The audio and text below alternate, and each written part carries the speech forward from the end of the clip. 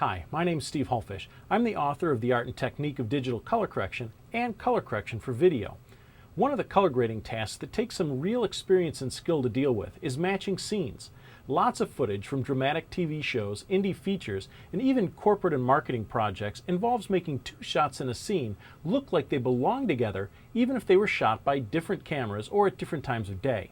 Tektronix waveform monitors have a fantastic feature that makes this common but difficult task much easier. Normally, colorists will save a still of one image that they're trying to match and will then cut rapidly back and forth between the reference scene and the scene that they're correcting. This is the time-tested method used by most of the colorists I've interviewed over the years. With a Tektronix waveform monitor, though, let me show you an amazing little trick that will save you tons of time and will get your footage to match very quickly with much less effort. For our example, we're going to try to match these two shots of me playing the piano. Just be thankful that there's no audio on here. One of these is color corrected fairly faithfully, maybe a little warm, and the other is miswhite balanced towards blue. Whenever I try to match two shots, I pick the shot closest to the one that I want to see and correct it to where I want it. There's no sense taking the bluish shot too warm, for example, if I really want to back off on some of the warmth in the original shot anyway. So we'll set a nice, rich black and spread our tonal range a bit. I always take my corrections a little bit past where I want them and then come back to the sweet spot.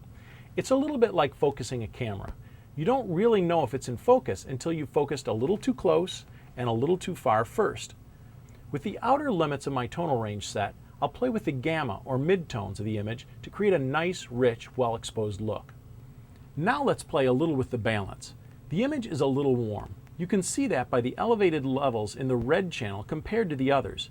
You can also see it in the vector scope. You can even see this balance in the diamond display. If the bottom diamond leans towards the right with this red indicator here, then the image is warm. To the right on the top diamond indicates a blue balance. We'll back off that a little bit using our trackballs or color wheels. The diamond display lets you see if the image is warm in the blacks, here at the intersection of the diamond, here for highlights, or in the midtones across the middle of the diamonds. Images often have completely different casts in each tonal range. I can also use the RGB parade waveform to set this initial balance, and it's very useful on the WFM 5200 to have two complementary displays or views side by side. This is very important to the way I work and the way many experienced colorists work. When finding my white and black point, I can call up Tektronix exclusive Luma qualified vector scopes, which can show me just my whites and blacks, so I can dial them right into the middle. In the RGB parade, usually you can balance the R, G, and B channels so that they basically match. Note the matching positions at the bottom. But with this image, there's a lot of flesh tones, so the high midtones need to be at an angle about like what you see here with red dominant. So now we have a pretty good shot, but when we compare it to the shot we want to match to, the discrepancies are pretty obvious. Before I do my matching correction, I'm going to capture this image as my reference. On the WFM 5200 and on most Tektronix waveform monitors is a capture button. Pressing that button will cache or store that image in the scope. This is better than a still frame in your color correction software because the WFM 5200 can now overlay the live feed from your system on top of the captured still. No need for a switcher or special software or rapidly punching back and forth. You can simply see the captured image as a gold trace on the waveform display, while the live display is layered on top of that as a green trace.